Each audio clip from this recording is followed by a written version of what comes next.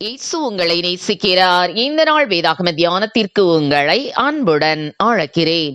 நீங்கள் பெற்றுக்கொள்ளத்தக்கதாக ஓடுங்கள். 1 கொரிந்தியர் 9:24. பல வெற்றிகளை பெற்று முன்னேறிக் கொண்டிருந்த ஒரு வீரன் இறுதி வெற்றியை நிர்ணயிக்க போகும் இறுதி போட்டியில் கலந்து கொள்ளும் போது இன்னும் அதிக ஆயத்தங்களில் ஈடுபடுவான் அல்லவா? மாறாக பெற்றுக்கொண்ட வெற்றிகளை குறித்து இருமாப்படைந்து தன் இஷ்டம் போல இருக்க முடியாது. கட்டுப்பாட்டோடும் இச்சையடக்கத்தோடும் பல்வேறுபட்ட பயிற்சிகளில் ஈடுபட்டு இறுதி போட்டிக்கு எப்படியாவது பரிசை தட்டிச் செல்ல வேண்டும் என்ற ஒரே நோக்கத்துடன் இருப்பான். ஆனால் நமது வாழ்வின் ஓட்டம் சற்று வேறுபட்டது. நமக்கு இருப்பது ஒரே ஓட்டம்தான். ஆனால் அந்த ஓட்ட பாதையில் பல தடைகள், சோதனைகள், தோல்விகள், விழுகைகளையும் தாண்டி இறுதி இலக்கை நாம் அடைய வேண்டும். சாதாரண ஓட்ட போட்டிகளில் குறுகிய தூரம், நீண்ட தூரம், மாரத்தான் என்று பலவிதமான ஓட்டங்கள் உண்டு. நமது வாழ்விலும் நாம் எந்த ஓட்டத்திற்காக நிர்ணயிக்கப்பட்டுள்ளோம் என்பதை இனம் கண்டு கொள்வது கடினம்தான். ஆனால் நாம் ஒரு ஓட்டத்தில் இருக்கிறோம் என்பதை உண்மை. அந்த ஓட்டத்தை விழுந்தாலும் எழுந்தாலும் நியமிக்கப்பட்ட பாதையில் நேர்த்தியாக ஓடி முடிக்க வேண்டும் என்பதே காரியம்.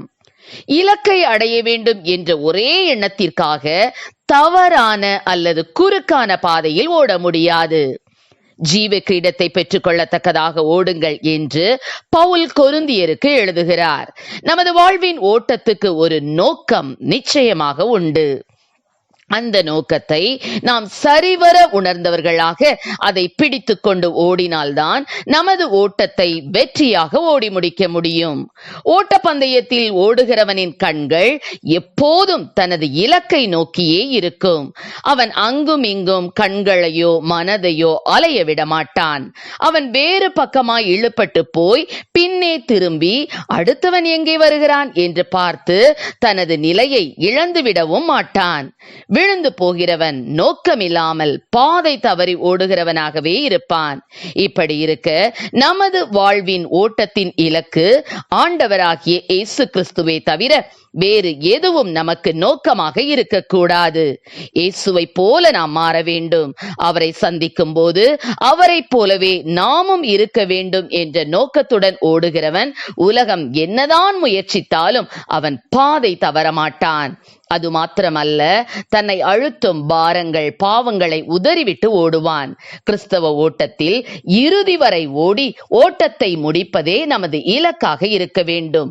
ஒவ்வொருவரும் வெற்றி பெற வேண்டும் என்பதே தெய்வ சித்தம். ஆகவே இன்றே நம்மை ஆராய்ந்து நமது ஓட்டத்திற்கு தடையாக இருக்கும் காரணங்களை கண்டறிந்து ஓடுவோம். பரலோக ராஜ்யத்தை சுதந்தரிப்போம். கர்த்தர் நம்மை ஆசீர்வதிப்பாராக. ஆமென். ஜெபம்.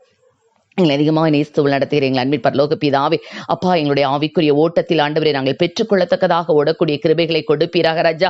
பின்னானவைகளை மறந்து முன்னானவைகளை நாடி கிறிஸ்து இயேசுவுக்குள் தேவன் அழைத்த பரம அழைப்பின் பந்தய பொருளுக்காக ஆண்டவரை இலக்கை நோக்கி தொடர்ந்து ஓடக்கூடிய கிருபைகளை என் தேவனீர் எங்களுக்கு கொடுப்பீராக ராஜா. எங்களுடைய கத்தா விசுவாச ஓட்டத்தில் ஆண்டவரை எங்கள் ஓட்டத்தை தடை செய்கிற எல்லா விதமான கத்தாவி ஸ்தோத்திரம் ஆண்டவரே.